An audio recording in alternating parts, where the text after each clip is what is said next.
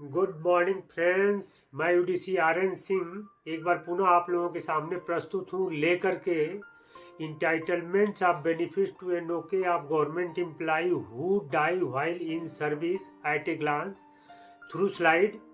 आई hope आप लोगों को अच्छा लगेगा। लीजिए प्रस्तुत है, विषय है वो आपके सामने प्रस्तुत है।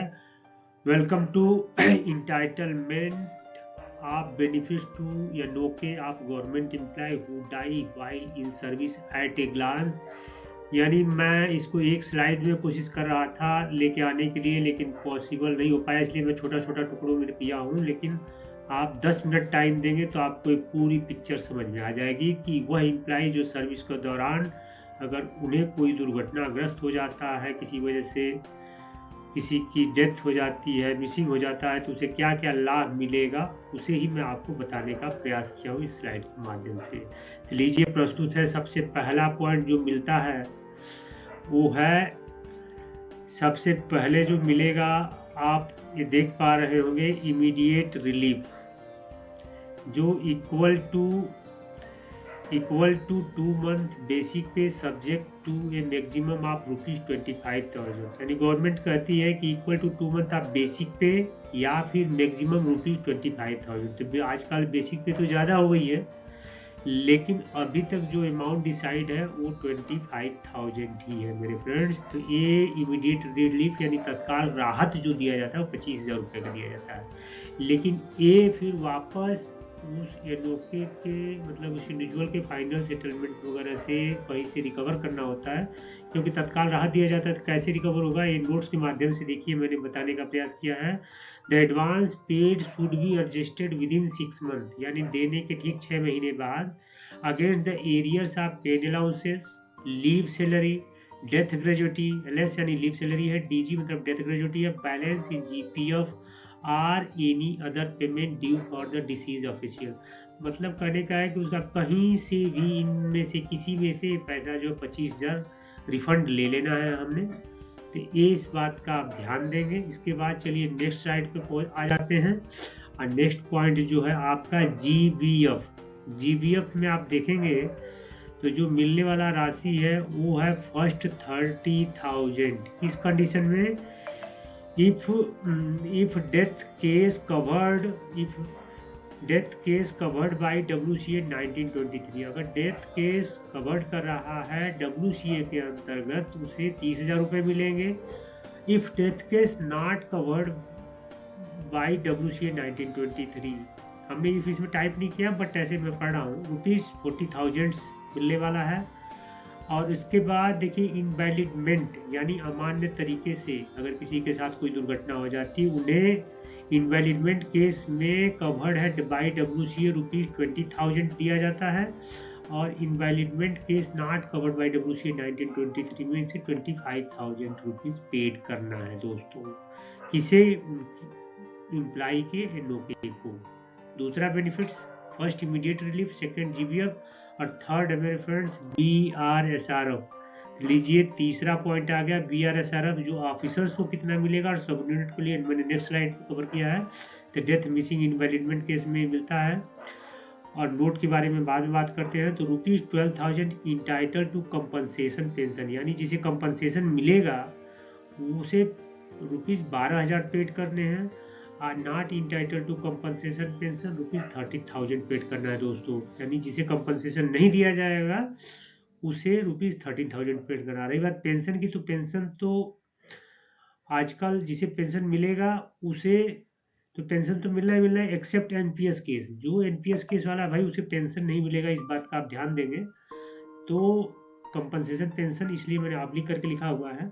और यहाँ नोट में देखिए एक चीज बताया कि IR plus GBF plus BRSRF, यानी if cover WCA 1923 ₹25,000 immediate relief, GBF 30,000 और 5,000 BRSRF। यानी कवर करिएगा WCA तो, और अगर WCA कवर नहीं करिएगा तो यही हो जाएगा 25, 40 और 12 मिला के 77,000 हो जाएगा। तो ये चीजें देखिए अगले बताऊंगा। अभी 25, 30 और 5 की बात कर ले तो ये ₹60,000 दिया जाएगा, क्योंकि हमने ऑफिसर्स की बात की तो सबऑर्डिनेट का भी करना पड़ेगा। तो लीजिए नेक्स्ट स्लाइड में कवर किया गया है सबऑर्डिनेट्स के बारे में।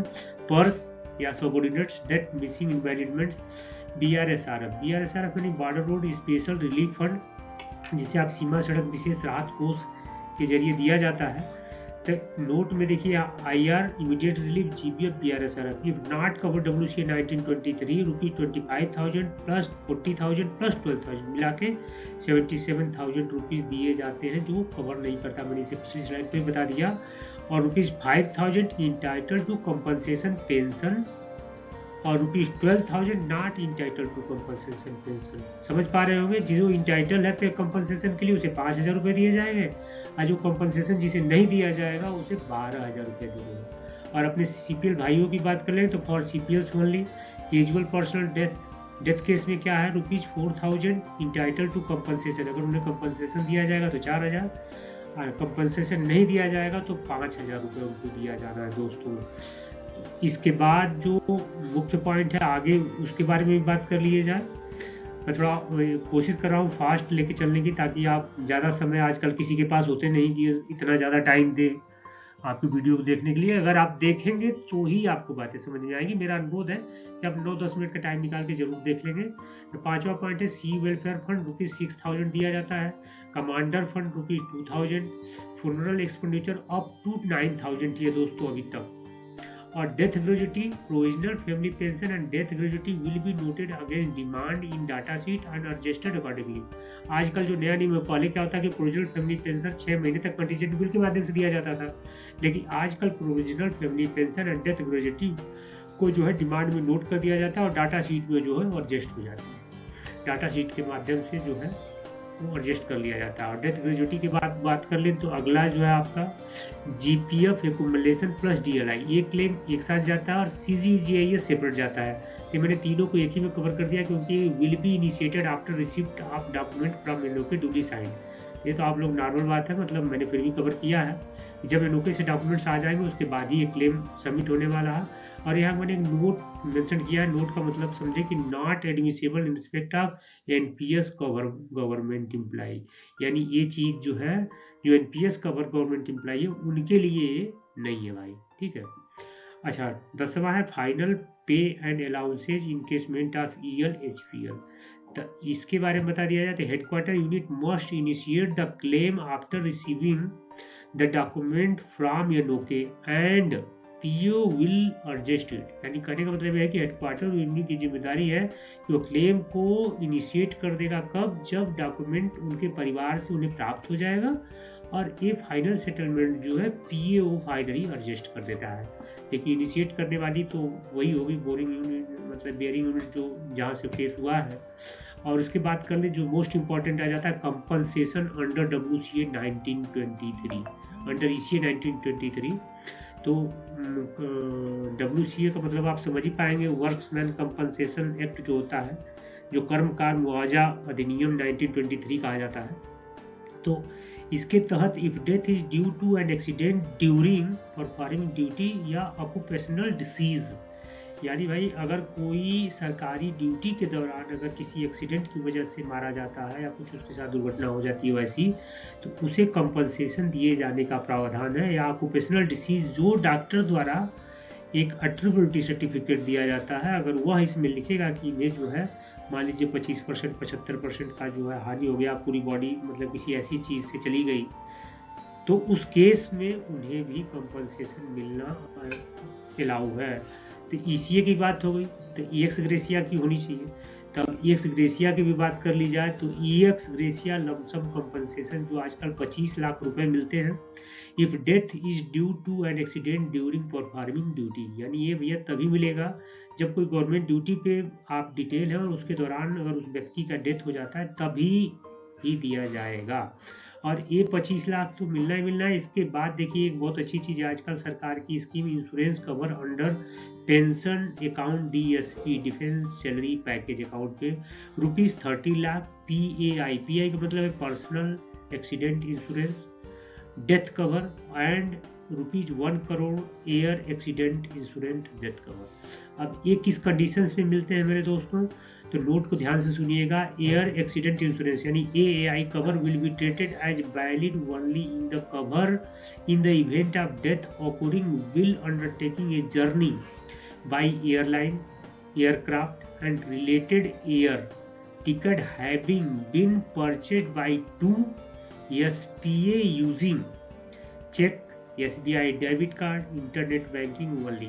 यानी जो आपका DSP अकाउंट है उसी के माध्यम से अगर आपका एयर टिकट बुक है तभी आपको 1 करोड़ का लाभ उस व्यक्ति को दिया जाना है। आपको कहने का मतलब कि उस व्यक्ति को, कोई अपने पे पर्सनल नहीं ले लेगा भाई, नाम मैं कहता हूँ कि ऐसा किसी के साथ हो कभी भी, इसकी कोई नौबत ना आए। तो कहने का मतलब ये है कि वह उसी व्यक्ति को देना है और उसी केस में होगा। मान लीजिए अगर किसी ने कोई क्रेडिट कार्ड या किसी थर्ड पार्टी या किसी दूसरे के अकाउंट से अगर टिकट किया हुआ है तो वो क्लेम इनिशिएट नहीं होगा और SBI उस क्लेम को रिफंड नहीं करेगा मेरे दोस्तों। तो मुझे जहाँ तक लगता है कि आज का मेरा यह वीडियो समाप्त होता है यहीं पे, और आप लोगों से यह आशा करता हूँ कि आप लोगों को अच्छा लगा होगा और काफ़ी आपके काम आएगा। और आपसे अनुरोध करूँगा कि अगर आप लोगों को थोड़ा भी अच्छा लगा हो तो आप प्लीज़ इसे अपने सभी ग्रुप, सभी भाइयों के पास शेयर करें, और अगर हो सके तो अपना प्यार, लाइक, शेयर, सब्सक्राइब करके दें।